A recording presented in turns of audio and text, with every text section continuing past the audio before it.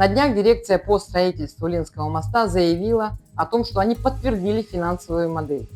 174,8 миллиардов рублей общая стоимость моста, из которых 65 миллиардов из федерации, 27,3 миллиарда из республиканского бюджета и 82,5 миллиарда от инвестора ВИЗ.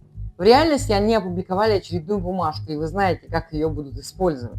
Даже в официальных документах федеральные деньги обозначены со звездочкой, то есть источники до сих пор не определены.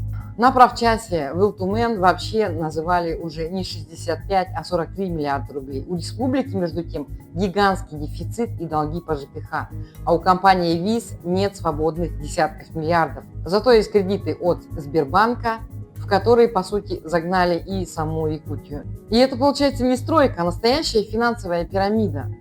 Если республика не внесет вовремя деньги, банк прикроет кредит и все встанет. Поэтому бодрые заявления о том, что все подтверждено, выглядит как попытка замазать очевидное. Мосту банально не хватает денег, и проект уже де-факто заморожен.